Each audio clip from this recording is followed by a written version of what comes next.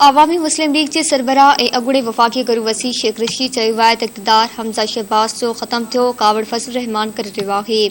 इस्लामाबाद में मीडिया से ॻाल्हि ॿोल कंदे शेख रशीद चयो त मुस्लिम लीग नून ॿिनि ग्रुपनि में विराइजण वञी रही आहे। नून लीग जो हिकु ग्रुप इक़्तिदार सां चिंबियल रहण ऐं ॿियो इलेक्शन जो हामी आहे। शेख रशीद चयो त PDM जो इजलास शर्मिंदगी जो अंबार हूंदो।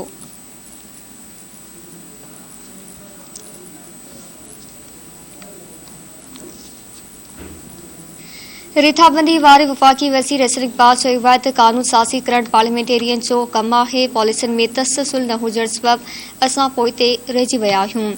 इस्लामाबाद में तक़रीब खे ख़िताब कंदे हसन इक़बाल चयो त पार्लियामेंट मेंबरनि जो इहो फ़र्ज़ु आहे त हू उन हवाले सां क़दम खणनि। हसन इक़बाल चयो त कंहिं मुल्क जो तरक़ियाती बजट घटिजी रहियो हुजे त उहो कीअं तरक़ी करे सघे थो। 2018 में असां हुकूमत छॾे तरक़ियाती बजट 1000 अरब रुपया कई हुई।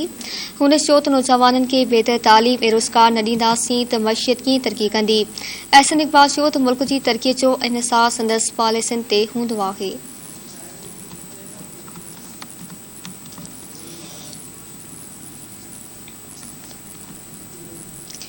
सुप्रीम कोर्ट में जजिस जी मुक़ररी लाइ जुडिशियल कमीशन जो इजलास सुभाणे थींदो। इजलास में सुप्रीम कोर्ट जे जजिस जे उहिदे लाइ हाई कोर्ट जे 5 जजनि जे नालनि ते गौर वीचार कयो वेंदो।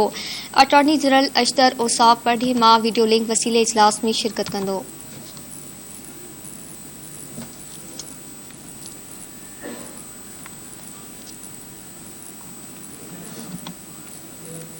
PDM जो सरबराही इजलास सुभाणे 3 वॻे थींदो। इजलास में मुल्क जी सियासी सूरतहाल ऐं आइंदा जी हिकमत अमली ते गौर वीचार कयो वेंदो। PDM जे सरबराही इजलास में मौलाना फजल रहमान, वज़ीर आज़म शहबाज शरीफ, बिलावल भुट्टो ज़रदारी ऐं इत्तेहादी पार्टियुनि जा अॻवान शिरकत कंदा। इजलास में सुप्रीम कोर्ट जे फ़ैसिले खां पोइ वारी सियासी सूरतहाल जो जाइज़ो वरितो वेंदो।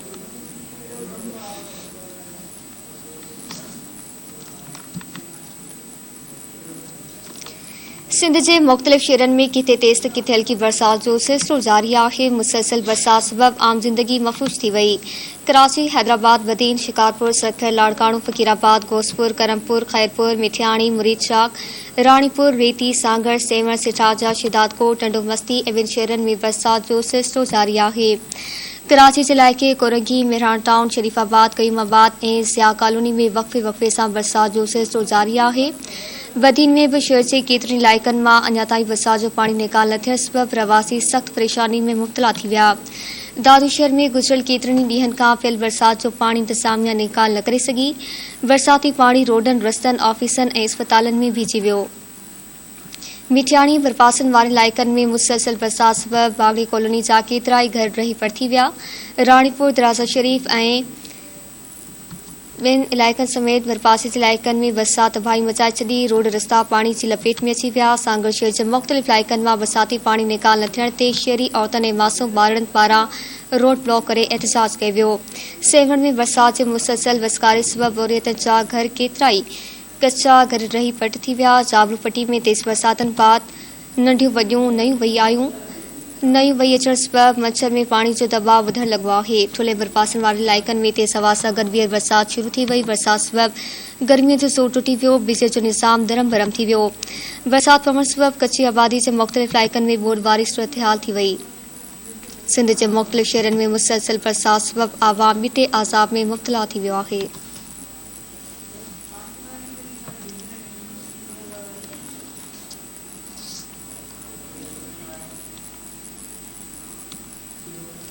Provincial disaster management authority Sindh में 20 जून खां 26 जुलाई ताईं पियल बरसातनि सबबि नुक़सान जी रिपोर्ट पधरी करे छॾी आहे। रिपोर्ट मूजिबि सिंध जे मुख़्तलिफ़ शहरनि में बरसातनि सबबि 90 ॼणा फौत ऐं 51 ॼणा ज़ख़्मी थी पिया। रिपोर्ट मूजिबि बरसातनि सबबि मुख़्तलिफ़ इलाइक़नि में 11,000 खां वधीक पका ऐं कचा घर मुतासिर थिया। रिपोर्ट में ॼाणायो वियो त सॼी सिंध अंदरि मुतासिर थियल चौपाई माल जो अंग रुॻो 75% ॼाणायो वियो आहे। रिपोर्ट में ॼाणायो वियो त कराची वेस्ट जाम शोरो ऐं मलिर खां सवाइ किथे बि रोड मुतासिर न आहे थियो। बरसातनि सबबि 71,747 एकड़ ज़रई ज़मीन मुतासिर थी ऐं छठे शेख बेनज़ीराबाद, नौशहरो, फिरोज़ ऐं सखर ज़िलनि में रिलीफ कैंपूं जोड़ियूं वयूं।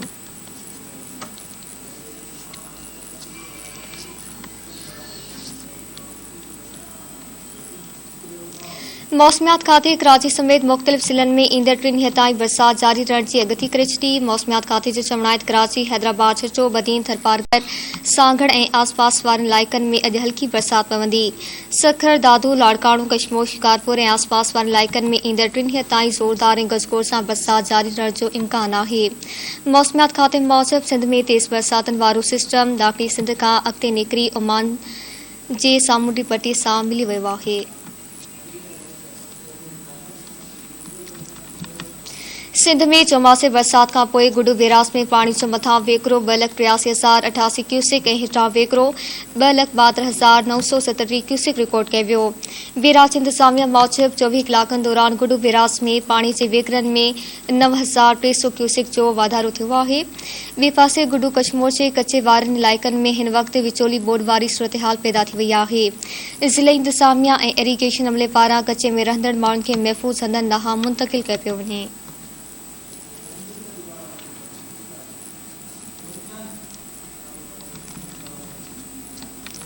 नाज़रीन, बलोचिस्तान जे झलमक्सी ज़िले में बरसातनि ऐं बोर्ड जो 35,000 क्यूसेक खां वधीक पाणी बीठी वियो आहे, जेको झलमक्सी ज़िले जे हेडक्वार्टर खे ॿोड़ींदे पंहिंजी जाइ ठाहींदे सवी ॻोठ गंदावा, कोटड़ी, मट सिंध, कठोर, हथियारी, बन महमूद, सैफाबाद, हंदवाणी, बावोटाड़ा, अकबराबाद, बेगारी जा सवी ॻोठ ॿोड़ींदे M8 रोड सां टकराइजी वियो आहे। इलाइक़े ज़मीनी रोड रस्ता कटिजी विया। ॿोन मुतासिर बेयार मददगार वेठल आहिनि। कच्चा ऐं कखावां गॾु रही परथी विया। उन हवाले सां रिपोर्ट करे रहियो आहे धरती TV news reporter Saddam Solanki.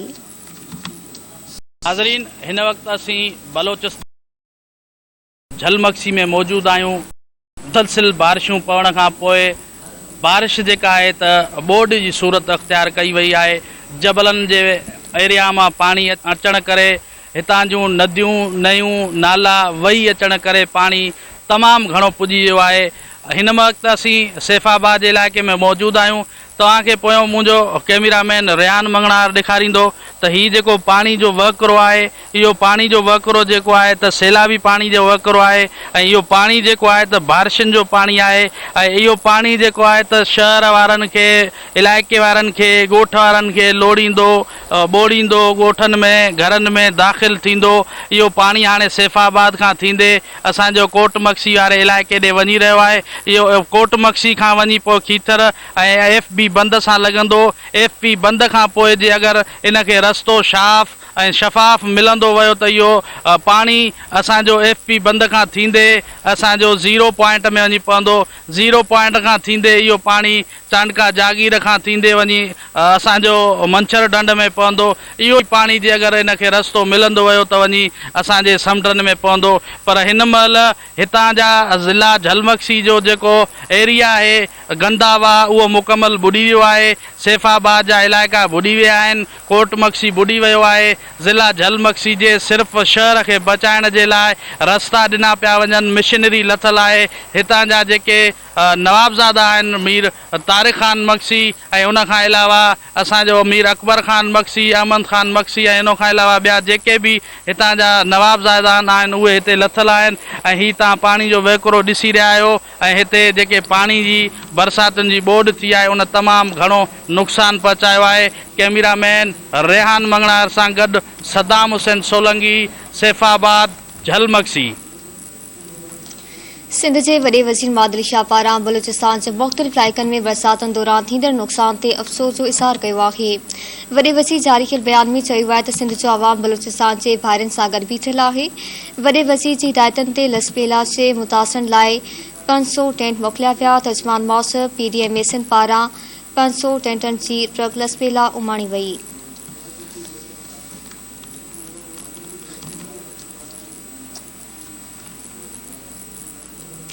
वफ़ाक़ी हुकूमत हमरा अहमद ख़ान तालीम खाते जे इज़ाफ़ी चार्ज वापसि वठी छॾी आहे। तालीम खाते जो नओं सेक्रेटरी आमिर अशरफ ख्वाजा मुक़ररु कयो वियो। जारी कयल नोटिफिकेशन मूजिबि 22 ग्रेड जे आमिर अशरफ ख्वाजा खे तालीम खाते जो सेक्रेटरी मुक़ररु कयो वियो। Secretary narcotics control division Humaira Ahmed वटि तालीम खाते जो इज़ाफ़ी कलमदान हुयो।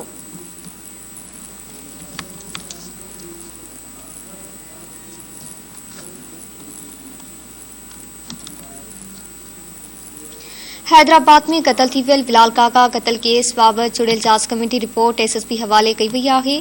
जांच कमेटी जी रिपोर्ट मूजिब वाक़े दौरान ड्यूटी ते गफ़लत कंदड़ भिटाई नगर ऐं नसीम नगर थाणे जा 6 एहलकार नौकरियुनि तां बरतरफ़ कया विया। एसएसपी पारां भिटाई नगर थाणे जे सिपाही इमरान शाह, अशोक कुमार, मुश्ताक अहमद ऐं इसरार अहमद जी बरतरफ़ी जो नोटिफिकेशन जारी कयो वियो। नसीम नगर पुलिस पोस्ट जा सिपाही इम्तियाज़ अली ऐं महमूद अली बि नौकरियुनि तां बरतरफ़ कया विया। रिपोर्ट मूजिब 12 जुलाई ते नसीम नगर पुलिस पोस्ट साम्हूं क़ाइम होटल ते नौजवान बिलाल काका जो क़त्ल थियो। जांच कमेटी रिपोर्ट में ॼाणायो आहे त वाक़े वारे वक़्तु भिटाई नगर ऐं नसीम नगर थाणनि जूं 2 पुलिस मोबाइलूं मौजूद हुयूं। जांच कमेटी जी रिपोर्ट मूजिब ॿिन्ही मोबाइलनि में 6 एहलकार बि मौजूद हुआ, पर उन्हनि जहिड़े रोकण तोड़े हमले आवरनि खे गिरफ़्तार करण जी कोशिश न कई।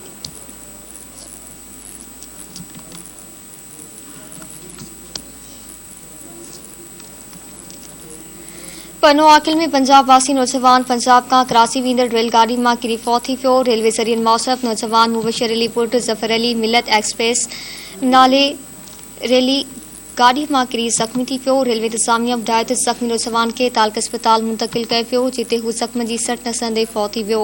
रेलवे इंतज़ामिया मूजिब फौती नौजवान जो तालुक़ पंजाब सां आहे, जॾहिं त संदसि वारिस लाश खणण लाइ तालक अस्पताल पहुची विया आहिनि।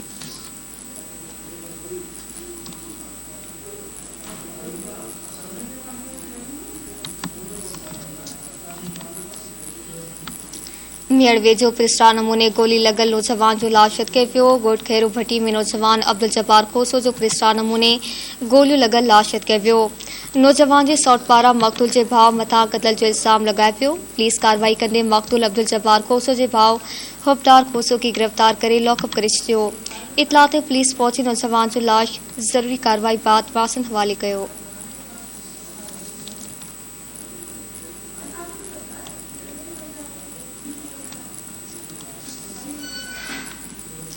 लाड़कानी में चाचन सां कावड़ जी नौजवान पाण मथां पिस्टल जा फायर करे मुबैना तौर आपघात करे छॾियो। घण कॉलोनी वासी नौजवान इरफान बुलेदी चाचन सां कावड़ जी पाण मथां पिस्टल जा फायर करे ख़ुदकुशी करे छॾी। इतला बाद पुलिस वाक़े वारे हंधि पहुची लाश खणाए ज़रूरी कार्रवाई लाइ अस्पताल मुंतक़िल कयो। पुलिस जो चवणु आहे त ज़रूरी कार्रवाई बाद वाक़े जी ॼाण मिली सघंदी, वधीक जांच कई पई वञे।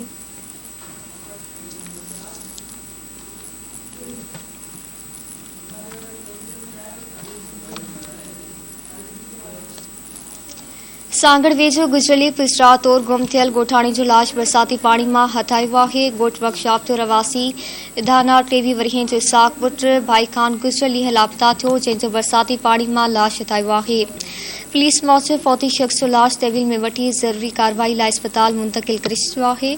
पुलिस मूजिब ॻोठाणे जे फौत थियण जो कारण मालूम न थी सघियो, जॾहिं त पोस्टमार्टम रिपोर्ट बाद वधीक जांच कई वेंदी।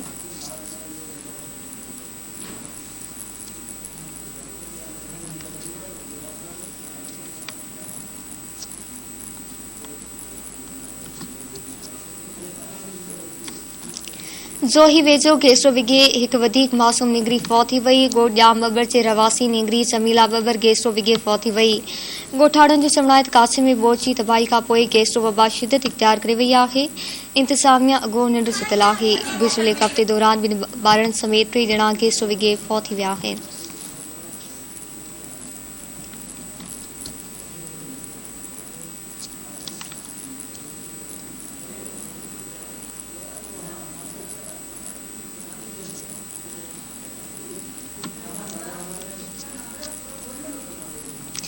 थाणो मुला खान वेझो दाऊजबल नई मोड़ाई में विंझदे लुड़ी वियल जवान जो लाश 9 कलाकनि बाद हथ कयो वियो। गुजरली नई मोड़ाई में विंझदे बुड़ी वियल जवान ज़ाहिर ख़ासकली जो लाश 9 कलाकनि बाद हथ कयो वियो। गुजरली दाऊजबल जे नई मोड़ाई में विंझदे थाणो मुला खान वासी 3 ॼणा लुड़ी विया हुआ, जिन मां 2 ॼणनि खे बचायो वियो।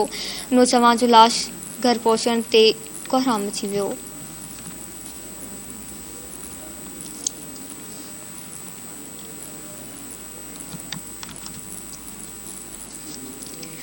ठुल वेझो क़त्ल थी वियल औरत जो लाश रखी वासन पारां कातलनि जी गिरफ़्तारी लाइ धरणो हंयो आहे। कराची में मुड़ुस तां क़त्ल कयल सईदा बेगम जे वासन पारां जवाबदार जी गिरफ़्तारी लाइ लाश रखी रहबर चौक वटि धरणो हंयो वियो। मुज़ाहिरीन मूजिब मुड़ुस इरफान संदीले बेगुनाह सईदा बेगम खे क़त्ल कयो आहे। हुननि मुतालबो कंदे चयो आहे त औरत जे क़त्ल में मुलविस जवाबदार मुड़ुस इरफान खे गिरफ़्तार करे इंसाफ़ कयो वञे।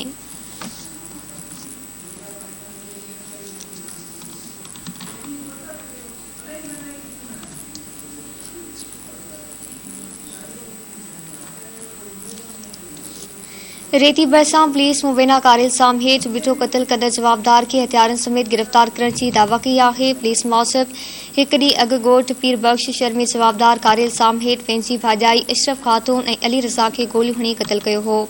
पुलिस मौसब जवाबदार अली हैदर शहर ख़िलाफ़ पीटे क़त्ल जो केस दाख़िल कयो वियो आहे। केस अञा ॾहरकी जी अदालत में पेश कयो वेंदो।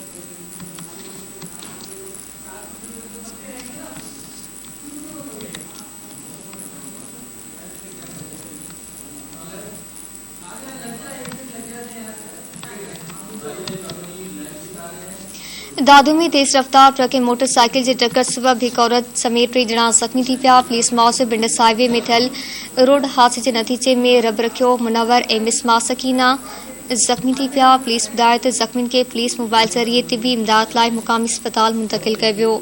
पुलिस मौसब हादसे में ज़ख़्मी थियल मोटरसाइकिल ज़रिए हैदराबाद खां पंहिंजे ॻोठ नसीराबाद वञी रहिया हुआ त हादसो पेश आयो।